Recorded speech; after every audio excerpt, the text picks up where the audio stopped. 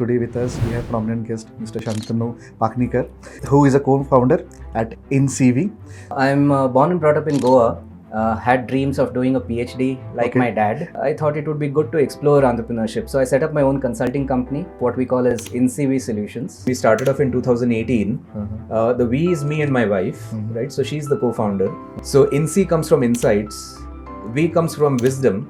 So, how do you see intellectual property playing a role in a business growth? I would say it's a huge asset and a huge differentiator. As a creator, having the ability to protect what you have created is really, really important from a business strategy point of view. Any final advices from you for an aspiring entrepreneurs? Once you discover your calling, then that is where you should look to orient yourself, because that is where you will find a situation where you're doing something which appears to the world as work, but for you it never feels like work. Keep looking, keep trying to find out and try to discover it.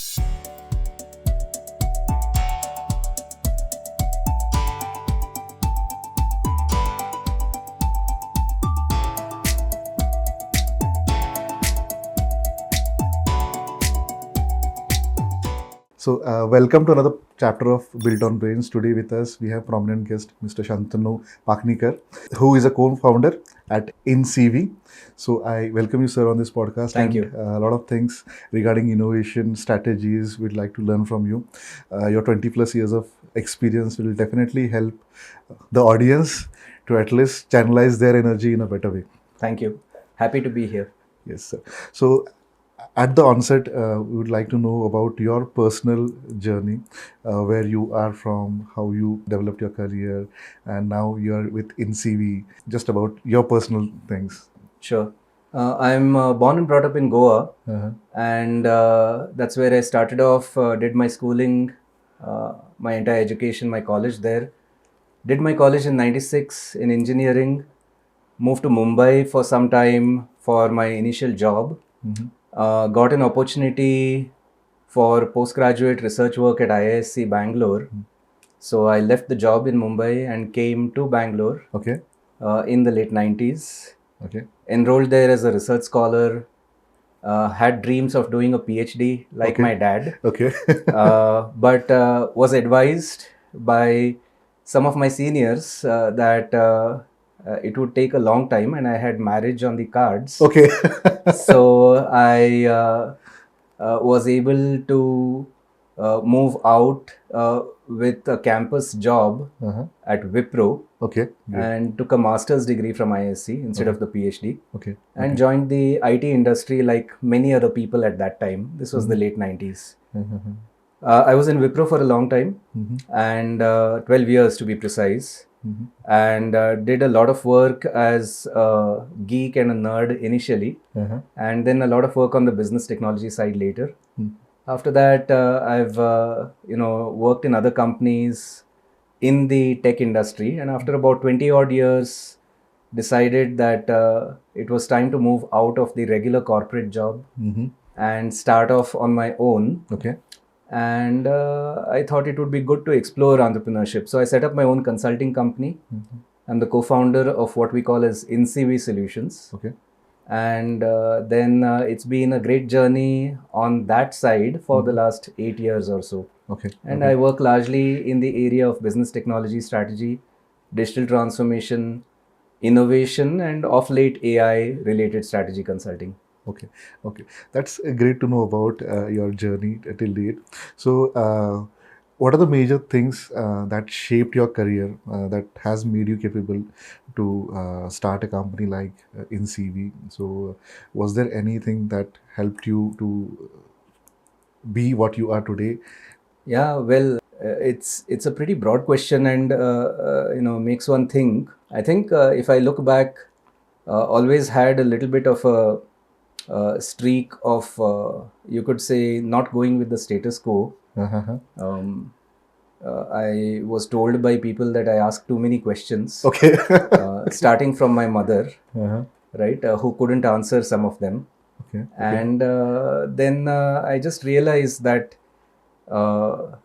being in a job 9 to 5, right, and being told what to do, and just the run of the mill kind of approach did not appear to suit my personality. So that was the primary reason, right, why I thought that maybe I should explore starting off on my own, where I can decide what I work on, who I work with, right, and things like that. Okay.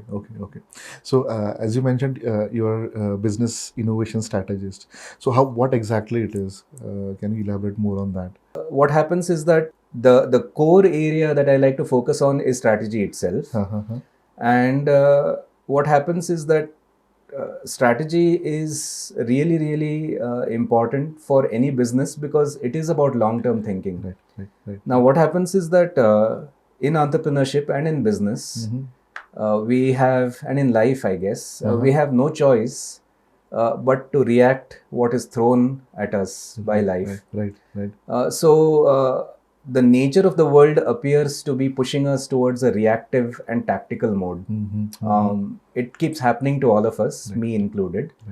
And what I realized is that the way I think is by default, it's about longer term. It's about next 3 years, next 5 years, next 10 years.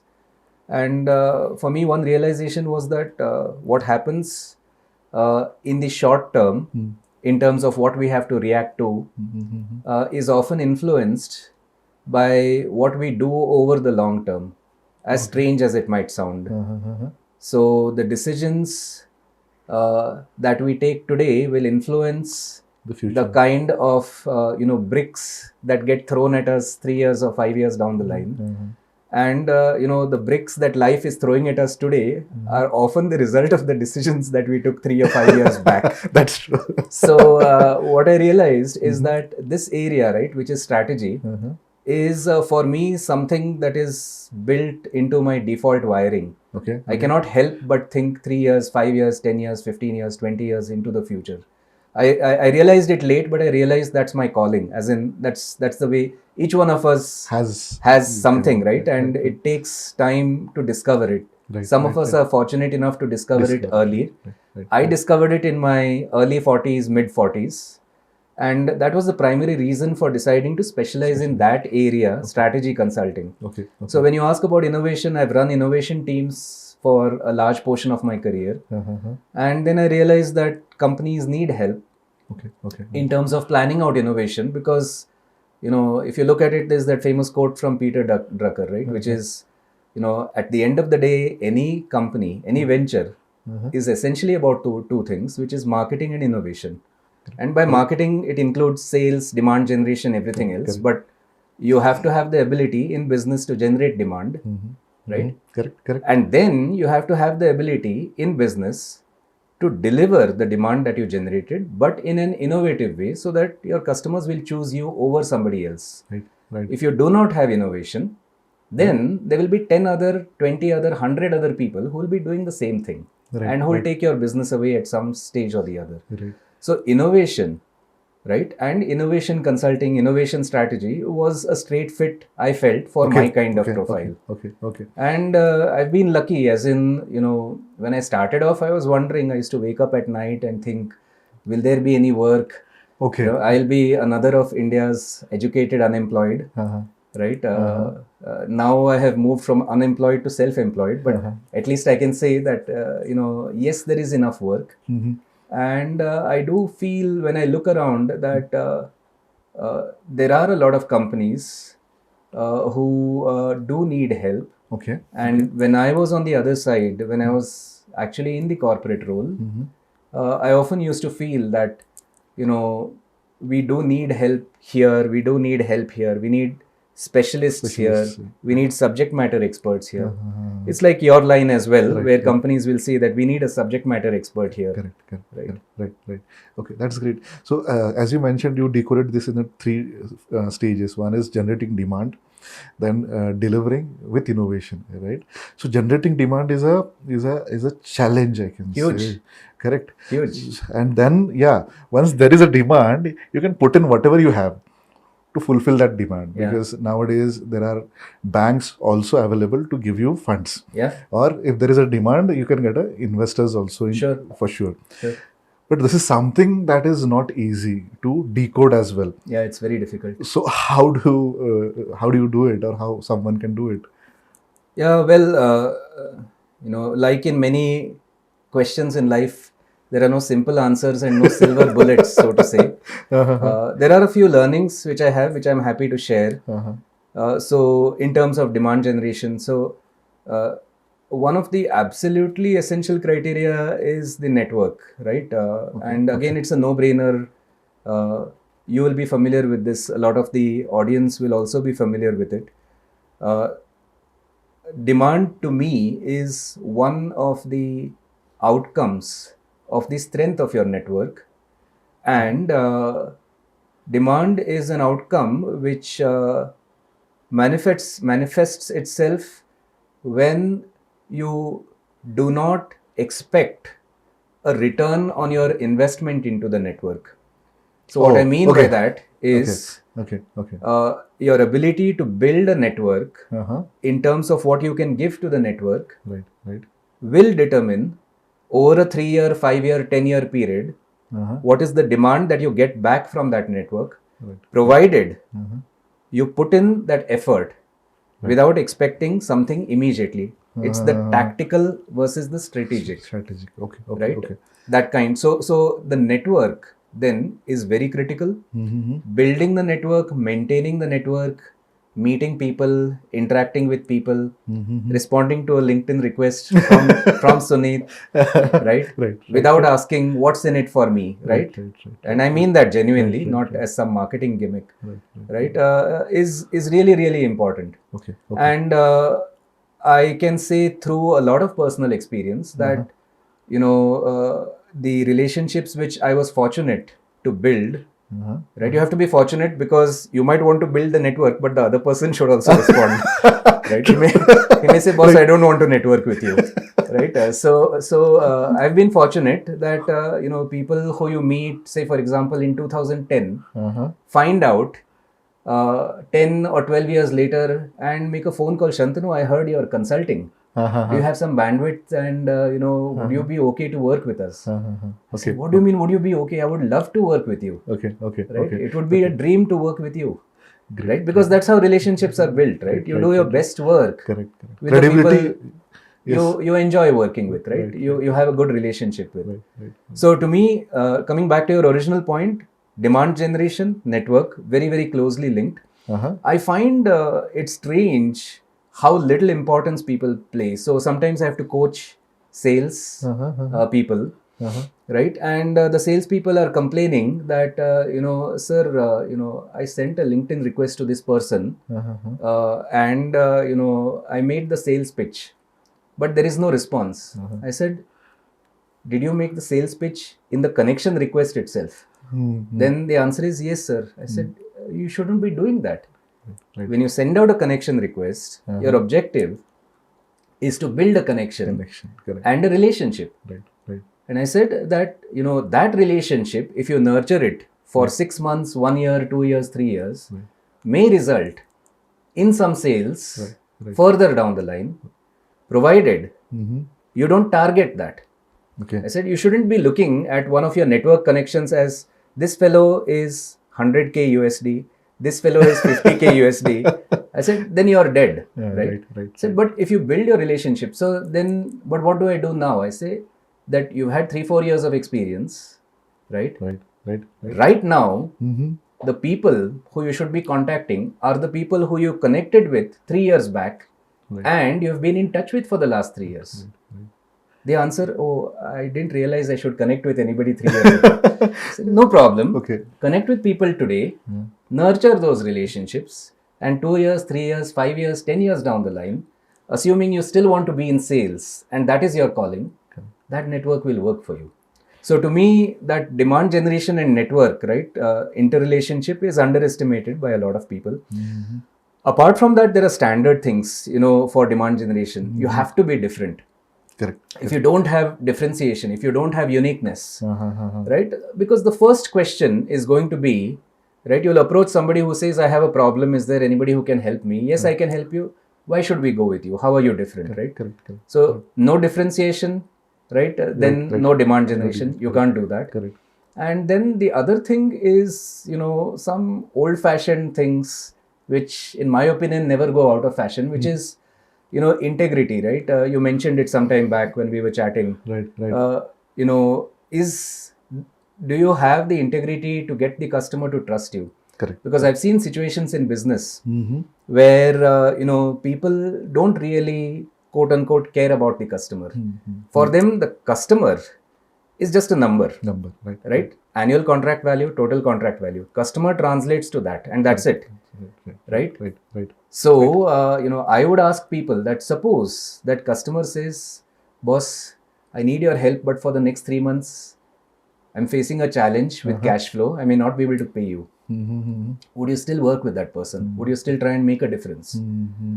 Knowing that this person will not hoodwink you, Mm-hmm. and after 3 months, when things improve, they will clear your bills and so on. Right. I'm not saying you should be naive and you should trust anybody, but it's very important to be in a situation where the other side can also trust you. Right? Trust works both ways. So, to me, about demand generation, right, a lot of the demand comes from your existing customers, from people whom you have done work with, right? In demand generation, people underestimate, right? There's one old saying, right, which is about 80% of your business, right, comes from about 20% of your customers, right? The 80-20 Pareto rule.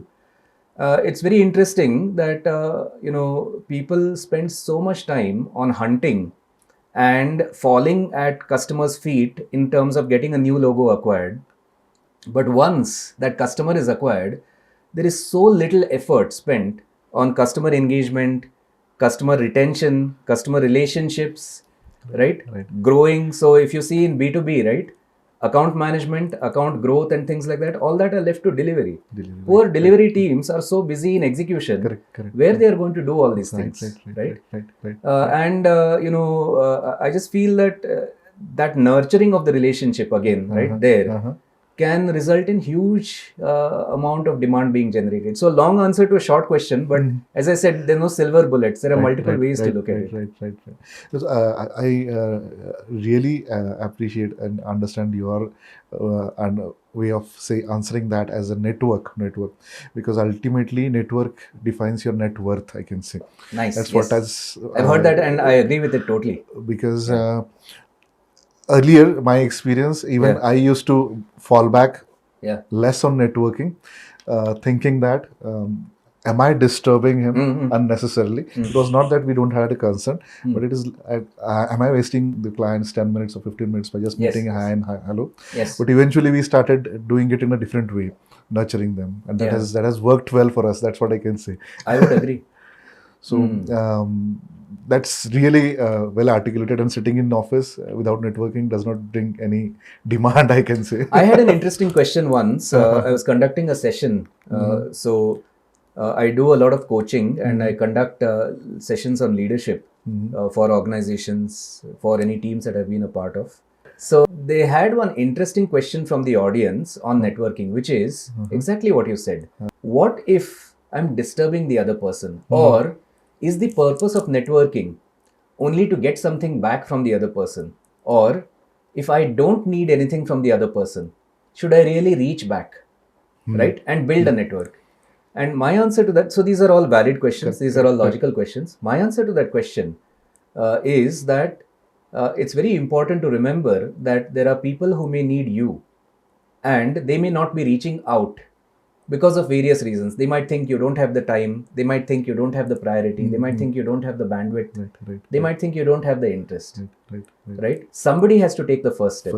So to me, the value of networking is when you think that what is it that I can give to the network, what is it that I can put in, right? There's an old phrase which I believe in, and this came from Tim O'Reilly, who was the founder of O'Reilly Media, which is create more value than you capture, right? So it's really, really important. Networking is about looking at creating value for the people you network with, Right. rather than capturing value. Capture. Right? True, Value true, will true. come back at some point or the other Right, in the right, future. right. And sharing one of my experiences, the biggest orders or business connects that we received are from the networks which were unexpected that they will give such kind of references. Sure. So that's the reason when you asked, will you podcast me? I said yes, because I don't know what connect, where it helps, and where we are connected. As we were talking, we came to know that we are again from a Shulapur, nearby city. Yeah, So yeah. world is short, is round, and we don't know what and who can Sure. help us in future. That's what I Sure. think. Sure. So great. So uh, coming about your earlier journey, actually, what were the things that you think that didn't went as per your wish and would have been done in a better way during your earlier schooling days or college days or your career? Anything that you want to share, or your any achievements that you had during your earlier? Yeah. When I look back, I mean, failure teaches you more, right, than successes. And there are a few incidents, there are things and experiences which I can look back. One is that, setting your mind on doing something and then not achieving it. There was a product, a platform that we were building, and I was just making the transition from services, IT services, to IT products, to software products. And most of us were pretty new to that area at that time. And we put in a lot of time and effort into building out this product. And the product, I would say, was an innovation success, Okay. but a commercial failure.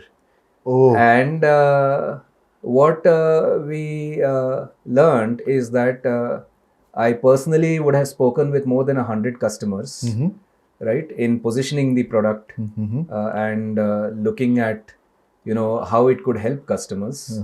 I was convinced that it was very innovative and it would help customers.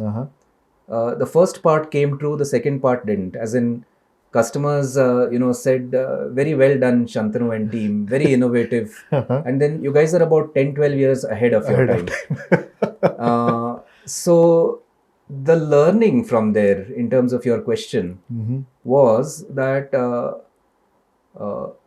it's really, really important while building and while creating anything to look at the product market fit, right, as we call it. That was a big lesson. And now, of course, product market fit as a phrase is pretty common, right, in products and in the startup world. But I'm talking about 15, 16 years back, when it was a little less known, comparatively speaking, especially in India. So my learning from that was that, in terms of shaping my way of thinking and shaping the career itself, is what you create, whether it's a product or a service or a company, rarely fails because of a lack of innovation, because of a lack of hard work, because of a lack of sincerity, right? You can have everything. You can be brilliant. You can be the smartest person on the planet.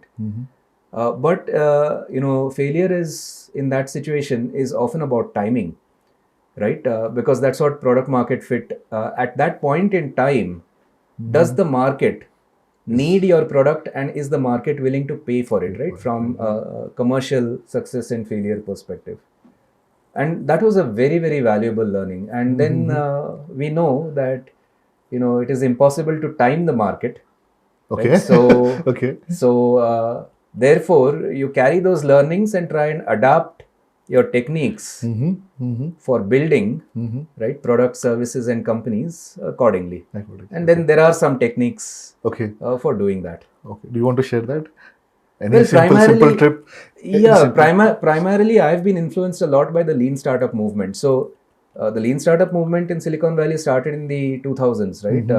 So Eric Ries has written the famous book, The Lean Startup, right? For those who are not familiar, I would recommend it very highly. Okay. But then there's also Steve Blank, who wrote about customer validation, and he's the lesser known Steve, right? Steve Jobs is very, very well known.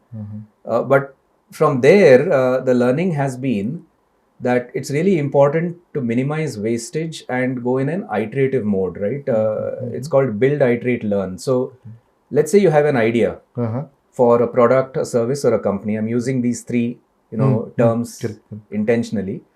And when you have an idea for a product, a service, or a company, the key point is go slow at the initial stages and get out of the building as quickly as you can, preferably on day one. What happens is that many of us creators, right, because we love to create things, we'll be locked up in the building and we'll be spending a lot of time creating, right? Right. Let us, build the blueprint for this service.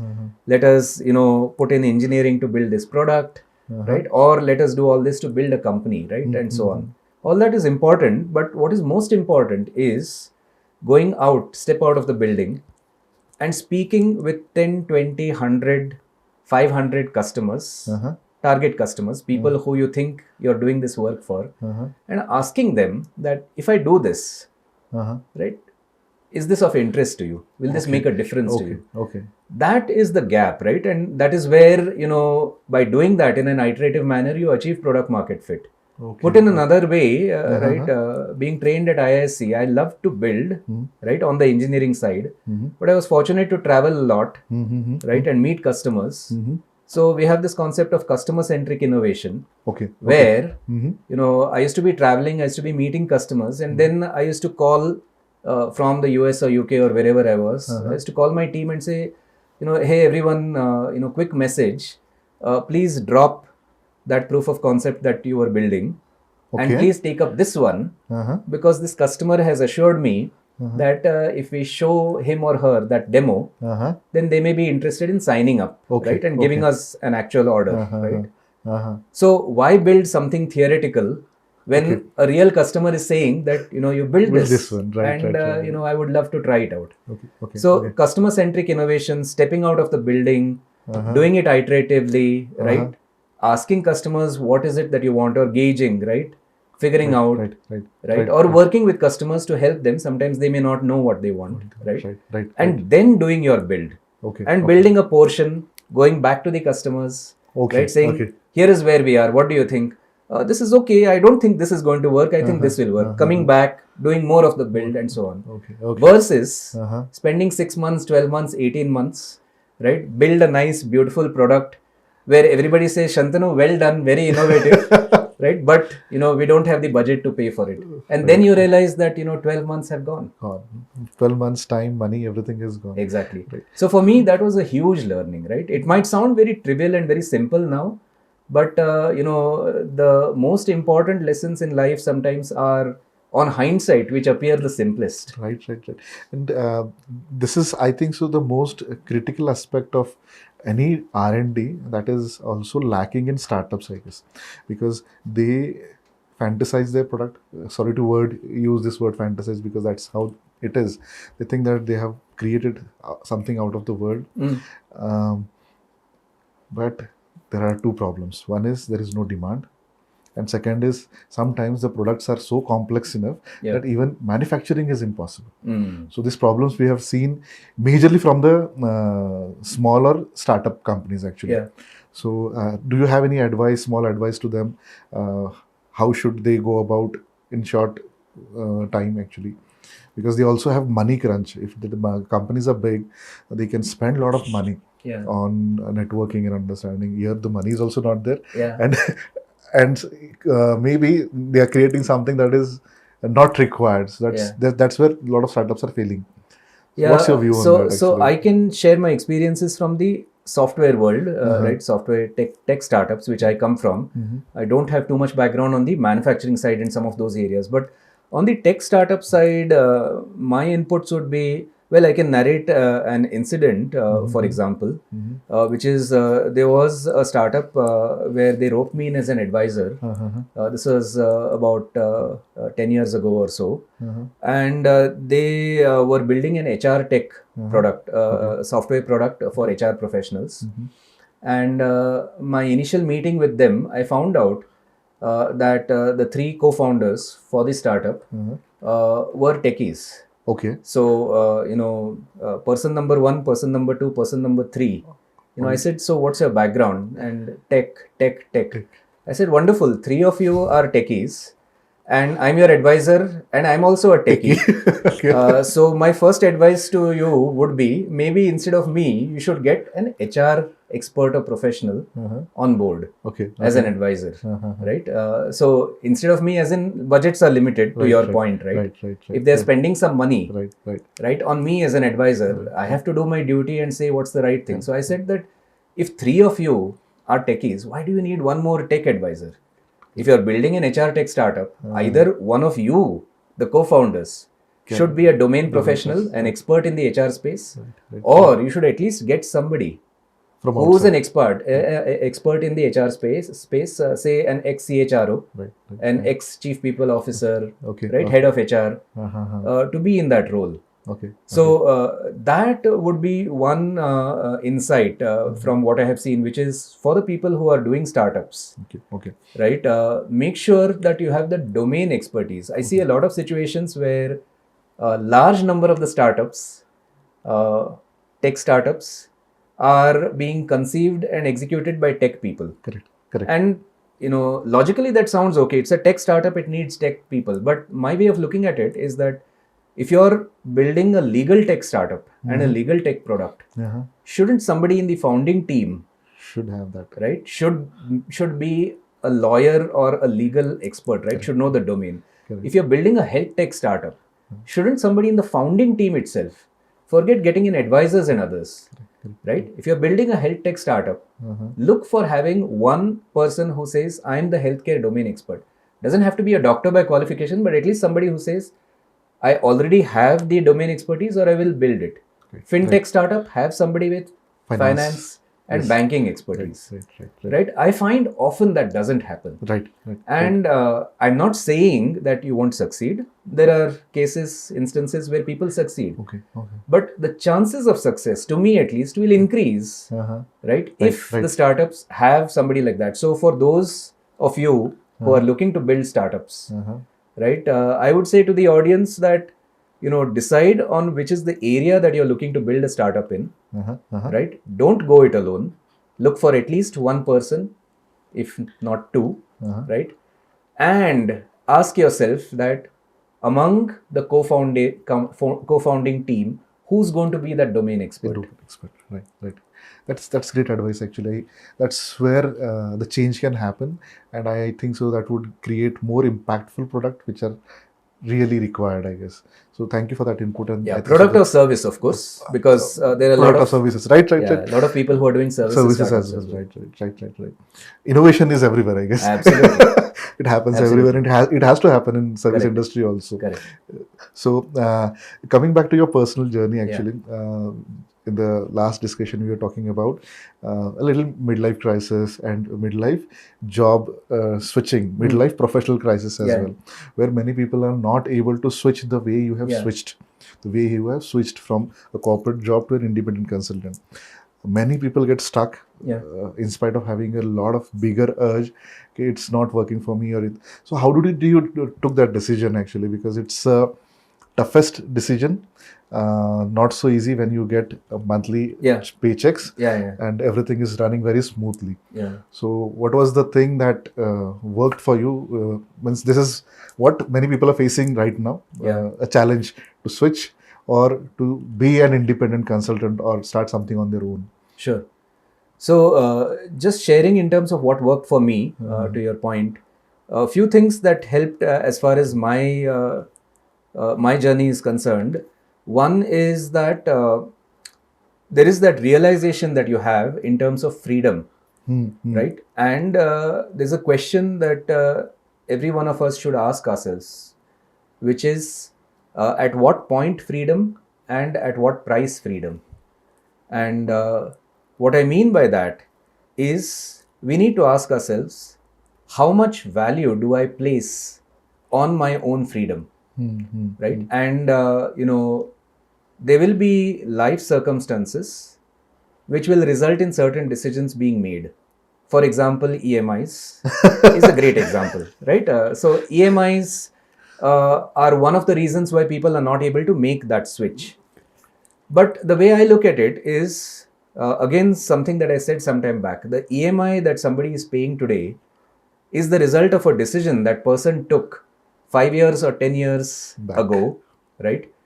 And, I've seen situations where people have one EMI and then they are going and buying another house and getting into one more EMI. one more EMI. There are situations where people have 2 or 3 EMIs as well, right? Right. So the point I'm making is, for me, what worked, personally speaking, is the realization that if my personal freedom is important in terms of doing something like this into the future, maybe 3 years, 5 years, 10 years down the line, then I need to ensure that the shackles are not there. One of the shackles is EMI. Right. So I was able to, fortunately, and with my wife's support, be in a situation where we could be debt free reasonably early in our lives. Okay. But that was also a result of decisions we took. Right. For example, can we manage with a smaller car instead of an SUV? Where, I had an SUV, for example, with an EMI of 25,000-30,000 rupees a month. Right? Can you manage with a smaller car which you can buy outright and not have a car EMI? Right. Can you, avoid buying that second or third house or plot of land and things like that, and pay off the loan on your existing one with your savings, right? Can you manage your finances in such a way that you save up and say that I'll try to have a runway for about 12 to 15 months. In 12 to 15 months, if things don't work out, I still have my education, my degree, my past experience, I can get back into a job. But if things do work out, right, over a 12 to 15 month period, then the ship is in the water and we can continue to sail. So for me, some of these things worked, right? We, just took a look and made some decisions in terms of not increasing our standard of living too much in terms of monthly expenses. We took some decisions in terms of simplifying life. We took some decisions in terms of putting aside a corpus, right, from investment point of view and from monthly returns perspective. And then, again, with the support of family, I took that decision, which on hindsight turned out to be a good one. So that would be my primary input or advice to anyone who's looking to be similar. Family support is really, really important, because this is a decision which is not an individual one, right? This decision affects the whole family. True. Right? It affects a lot of things related to your children, right, and to your family, right? It may involve some sacrifices. For example, that holiday to Italy that you were planning may be replaced with a holiday to Sikkim, which incidentally is one of the most beautiful places I have visited. India has for a lot of example. beautiful places. So I say, okay, we may not go to Italy, but so what? We can be happy visiting so many places in India, right? So I'm just saying these are life decisions that we take, and those decisions determine, a lot of these outcomes. I totally understand and correlate with what exactly you are saying, and mostly finances are the things that creates a problem, because predictability, when there is no predictability and if you don't have much of EMIs, then it's okay. If you do have a lot of EMIs, then I think so the fear is so much that indirectly people tend to rely on what is working well for them. Yes. So thank you for sharing your experience, because even a lot of my friends are struggling with the same decisions. So I've had a lot of questions. Okay. I've had a lot of questions from friends. And the primary one is related to, Shantanu, how will we manage? Will we get work? Right? And then, of course, there's a little bit of introvertishness, or maybe some people are shy. So they say, Shantanu, we can't go and ask somebody for work. Will you give me work, and things like that. There are some practical problems, but there are also situations where someone is saying that I can't even dream of quitting my job for the next 5 or 10 years because, of these debts that I have, or these commitments that I have. So I think so the people who want to make their decisions, I think so at least they can start now financial planning, so that at least 3, 4, 5 years down the line. Absolutely. Those of you who are in your 30s, for example, can ask yourself that when I'm in my early 40s, right, 10 years from now, 15 years from now, when I have about 20, 25 years of experience in the corporate world, will I still want to work in the corporate world for another 10, 15, 20 years, right? And the answer is fairly straightforward. And on a lighter note, what is happening is that in the corporate world, once you're on the other side of 40, right, you start being among the more senior personnel. It's difficult even for companies to afford too many people at very senior levels. So by the time you're in your 40s, either you have to be in that CXO kind of role, there aren't too many of those roles available, or you have to be making plans in terms of figuring out, right, how to sustain yourself for another 10, 15, 20 years. That's where being independent, right, being a solopreneur, having some consulting work, building your own company, like you have done, Sunit, right? All that can make a huge difference, because then you're not dependent on somebody else to give you that quote unquote job. Right. Hustles are on the both the sides. Even if you're working, there are different hustles, and when you are independently working, I think so it's more demanding than a job, I guess. Yeah. Because there are a lot of things that needs to be managed. So all the decisions can be taken cautiously, because it's. I agree totally. And that's the reason why I said, and I'll repeat, at what point freedom and at what price freedom. And it is very difficult to place a value on something that is intangible. So what freedom means to an individual completely depends on that individual. Correct. Definition of freedom. Some individual will say my freedom is worth giving up 5 lakhs per month, 6 lakhs per month salary. Some individual will say no, my freedom is not worth that much. If I'm getting 5 or 6 lakhs a month, predictable, right? I would prefer to continue with that.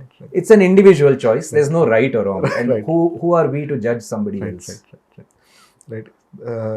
So coming back to now your company, actually, InsiWi, what exactly the company does? What are the problem statements that are addressed by your company? Sure. There are two main focus areas. So I'll just share a little bit on the origin. When we started off in 2018, the we is me and my wife, right? So she's the co-founder. Okay. And InsiWi, the name comes from what we had thought of as knowledge to insights to wisdom. Achha, okay. Right? So INSI comes from insights, we comes from wisdom, right? And knowledge is implied, as in, with an academic background that I come from in terms of family and upbringing, right? Knowledge is something which is considered as very, very fundamental, right? And as a human being, right? Those of us who disrespect knowledge or who underestimate the value of knowledge are digging our own grave. Okay. Right? Okay. So knowledge is something that is very, very fundamental, right? And in this part of the world and in India, we do give a lot of importance to knowledge. I had an American friend who once asked me a long time back, Shantanu, is everybody in India postgraduate? Okay. So, because in America, many of them don't even, or at that time at least, 26, 27 years ago, was not everybody goes to college. Colleges, right? It is expensive as well. Very, very, very expensive, right? Whereas, he used to meet people from India who used to say, I'm an ME, I'm an MTech, I'm a PhD, I'm so and so. So the lowermost qualification he could find among Indians was BE, BTech and those kind of things. So that's why the question. But what I'm saying is knowledge and the value of knowledge in Indian society and in this part of the world is well understood. We wanted to take it a little bit further ahead, as in, can we look at a situation where knowledge gets translated into insights, which are a little more subtle, right? Insights is one level above knowledge, where there are 5 people who have access to the same knowledge, but there is one person from them who's able to draw certain inferences which are not actually there in the printed word or in the body of knowledge itself, right? It's the ability to think, it's the ability to draw inferences, right? And that's what we call as insights. So knowledge to insights. Okay. And insights create value, especially in a situation like we have today, where knowledge itself is getting commoditized. Right. So for those of us who want to continue to create value, it's very important to make that step from knowledge to insights, this is what ChatGPT says, this is what Gemini says, this is what Claude says. Okay. But what does Shantanu say? What does Sunit say? Right? What is your human insight over and above what is being produced, right? Or what is the knowledge that is available? That is step one. And then we thought that there is that elusive goal called wisdom, which, I believe that very, very few people will be able to achieve in life, difficult to define. And I just feel that it is a worthy goal precisely because it is almost unattainable. Okay. Uh, I've met very few people, well, almost none, who we could call as truly wise. But wisdom does exist, and you can see glimpses of it, right, when you speak with people, Correct. Correct. right? So there'll be glimpses of wisdom, from your parents, from people who are your mentors, right? From people whom you interact with. Right. Those are glimpses of wisdom. Every human being has the capability, right, to accomplish wisdom in certain areas and at least move along that journey. So for us, that was the reason for setting it up: knowledge to insights to wisdom. Can we take a few steps in that direction, and then can we share that Okay. with the people who would be interested, with the people whom we interact with? So that's in terms of why we set it up and the origin. In terms of the focus areas to your question, the two primary areas, one is consulting and insights, right? I don't like to use the word wisdom in any commercial interactions with customers and things like that, because I don't know how much it will be appreciated, and they might say, hey, you're just talking some abstract stuff. So I leave that part aside. But insights are well understood in a corporate context and in a commercial context. So consulting and insights is one part, and as a strategy advisor, a large portion of my work is offering some insights. Right. In terms of what a team or an organization can do. Right. The other part of what we do, apart from consulting and insights, is content solutions, where in 2018 we had this dream that we would have a library of content, knowledge essentially, created and curated. Right. We started off with healthcare because my wife is a doctor, so we thought that we'll focus on the healthcare vertical. Have a library of content created and curated, and then make it available dynamically as a service, content as a service, to consumers of the content. So who could be a consumer of the content? A hospital could be a consumer of the content. They have a website and a blog, and they need 5 blogs a month.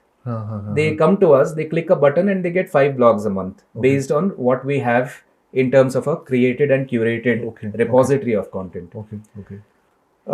With generative AI, there was a little bit of a shake-up, as in, with the ability to generate content so easily, doesn't this area of content get disrupted? The answer is a yes.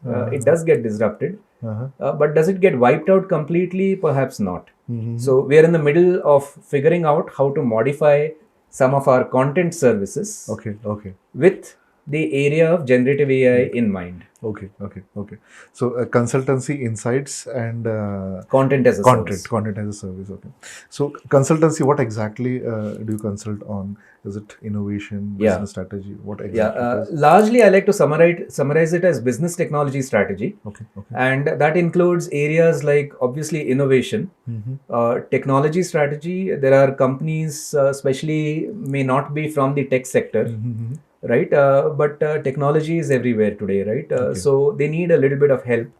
Right. For example, there's a manufacturing company I work with, and there's some help that I offer to them on the technology side, on the technology strategy side. And then for technology companies, there's a lot of work needed on the business strategy side. For example, what kind of products would be needed, software products, what kind of new services or differentiated services would be needed, right? And so on, right? What would be a good go-to-market approach for the existing products and services catalog and portfolio, things like that. Innovation, yes, is included in the business technology side. I do a lot of work on the digital transformation side, digital transformation strategy. What exactly it is? In a nutshell, you can think of digital transformation as business transformation enabled through digital technologies, right? So digital transformation. And the best example that we can give right now is AI, right? Because it is the foremost technology today. So AI is a great example of technology-based business transformation. Every business, including yours, is looking at and is thinking of and is wondering how to leverage AI into their technology strategy, in fact, into their business strategy itself. Okay. And that's one example Concept. of a specialization area for me. Okay. And who could be your ideal client? Typically, I'm doing a lot of work. I do a lot of work with uh, end user companies, I like to call them. It could be companies across the sector. There's a company in industrials and engineering that I'm working with right now, one of the leading companies in India, to help with their AI strategy, to help one of the BUs with their AI strategy. Okay. I do a lot of work with startups. Okay. So I'm a startup advisor, and I do a lot of work with them, helping them in terms of their product strategy or their overall, corporate strategy. I'm doing a lot of work with the small and medium business segment. Okay. So you're Right? covering all the segments. Yeah, covering all the segments. Okay. Any place, typically, the ideal customer or the typical customer would be, mid-sized companies who are looking for help, especially their CXOs and founders, who are looking for help in terms of how do I look at my technology strategy for my company over the next 3 years, 4 years, 5 years. Okay. Or if it's a tech company, then you're a founder of an IT services company, for example, and you're saying, how do I change my portfolio, my IT services portfolio, to incorporate AI, for example. Okay, that's great. So maybe the gap that your company is facing will be filled by Mr. Shantanu, I guess. So thank you for that. You also are a leadership coach, right? So is it under InsiWi or you do it as an independent consultation? Yeah, good question. So generally, I just look for a situation where some help is needed, and from a data point of view, there haven't been too many situations where somebody has asked for consulting help on the leadership side. Okay. A lot of the work that I do on the leadership side may be related with teaching, or maybe related with additional work that I do as a part of my assignments.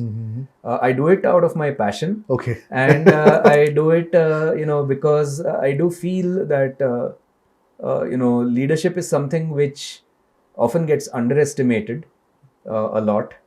It is not taught, in my opinion, as much as it should be.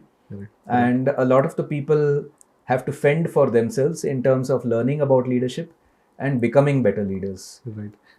So what are the three ingredients that are must to become a leader?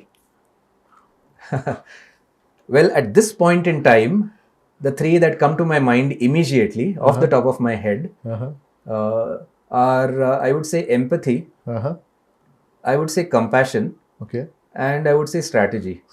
Okay. For now. Great. So because this is a gap which our education system is not able to fill since many years, I guess. And there is also a gap of integrity that we were talking about, ethics that needs to be incorporated in our syllabus. What is ethical, what is not ethical, what is correct, what is wrong, maybe moral lessons also, as you mentioned. Wisdom is the word that you have used, but that's more important nowadays, I guess. Having empathy towards your clients, your employees, is very important. That's where the change happens. That's what I think. Yeah, I would say each one of them is a superpower, as in empathy, compassion, and strategy. I think those of us who can develop that skills, I'm not saying I'm an expert in those, but I just feel that it's important to build expertise in those. So I think they are superpowers because, again, these are attributes which very, very few people have. You can really look around and count on your fingers. Correct. That makes a difference, I guess. Empathy, it makes a lot of difference. If the three things that you have mentioned. So, thank you for the inputs that you have given. So now, as we are from intellectual property service industry, and you are also advising on innovation, and after innovation, it needs protection. That is what intellectual property does. Yes. So, how do you see intellectual property playing a role in a business growth? So is it a catalyst or it's just an investment? I think it's something that's really, really important. Huge importance, for the reason that you mentioned, right? In terms of protection, right? The area that you're in patents, copyright, and all the related areas, I really feel it is important. One other thing is that in the world of innovation, right, as I said earlier, any company, right, the two things which are important, not my words, Drucker's words, but the two things which are important are marketing and innovation. Right. When you innovate, right, from a business perspective, you have to have the ability to protect your innovation. Right? Assuming that the world is a very beautiful place and things like that is a little naive. Right? There could be situations where people infringe on your IP, where people misuse your IP, and so on. And as a creator, having the ability to protect what you have created is really, really important from a business strategy point of view. So that is one fairly straightforward thing. I would say it's a huge asset and a huge differentiator. I've seen situations in my career, both corporate as well as consulting career, where sometimes contracts are awarded by customers based on the patents held by a company. Right? The ability for a company to say that we hold so many patents. Right, that we have these copyrights, right, and so on. These are the things that we are doing on the innovation side. Just in terms of building the mindset with the customer, right, and as a differentiator for sales and for customer relationship building is massive. It's huge. So I would say that it's something that every company should invest in. And definitely not a liability, something that I think should be a part of the core strategy. In fact, if a company is spending 2 years, 3 years, 4 years without filing any patents, a reasonably large company, I think that the leadership should be asking, what's happening? Are we not innovating enough? Right? Or we are innovating, but then we're not doing enough to protect our innovations. Right. So you see that there is a value that has been created by intellectual property. 100%. Right. So I think so that is also an important message that you can, if you're innovating, you need protection. Absolutely. Right. And that is indirectly that you can create value. It's not like directly you are selling something, but getting contracts is also a big thing. If you're getting orders or investments or something, that is also a critical role, the critical things that are required for a business to be a successful business. So any final advices from you for an aspiring entrepreneurs that they should do so that their success becomes obvious? Sure. Not just entrepreneurs, if I may, then it's a general insight that I have or a learning that I would like to share with everybody in the audience. Could be somebody in a job, could be somebody who's aspiring to be an entrepreneur or somebody who's already an entrepreneur.